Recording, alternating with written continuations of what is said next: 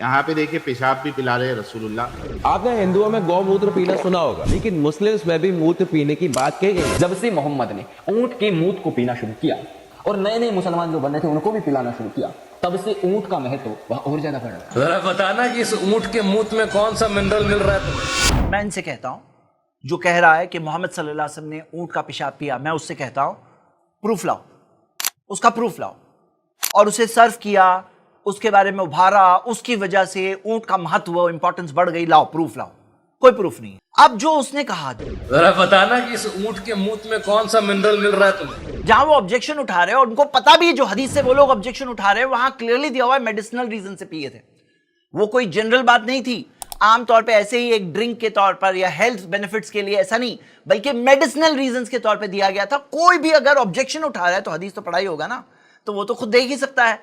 मैं सवाल पूछता हूं ऐसे क्रिटिक्स को कि भाई दवा के तौर पर क्या ऐसा नहीं है कि कुछ दवाओं में खुद स्नेक का वेनम मिलता है? स्नेक का वेनम कुछ दवाओं में मिलता है, तो क्या उसके खिलाफ भी वो लोग वीडियोस बनाते हैं? ये दवा देखिए प्रीमेरिन, इसके अंदर आप देखोगे कि घोड़ों की यूरिन होती है, इसके खिलाफ भी वो लोग वीडियोस बनाएंगे। इस रिसर्च पेपर में आप देख सकते हो कि कैमल के जो प्रोडक्ट्स होते हैं इंक्लूडिंग यूरिन, उसके अंदर कुछ यूनिक मेडिसिनल प्रॉपर्टीज होती है। इस पेपर में आप देख सकते हो कि कैमल यूरिन के अंदर कई सारी एंटी कैंसर प्रॉपर्टीज पाई गई है, जैसे कि इस रिसर्च पेपर जो अमेरिका के पबमेड इस रिसर्च वेबसाइट के ऊपर ये पेपर पब्लिश्ड है, आप देख सकते हो।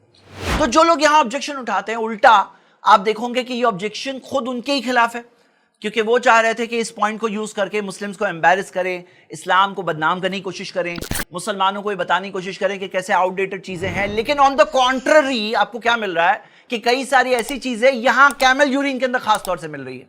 तो एक सोचने की बात है ऐसे सारे क्रिटिक्स के लिए कि जहां वो क्रिटिसाइज करके बदनाम करने गए, वहां पे उल्टा नाम निकल कर आया। ये बात सोचने की बात है। एक बात और क्लियर हो जाए कि इस्लाम के अंदर कैमल हमारे लिए कोई गॉड नहीं है।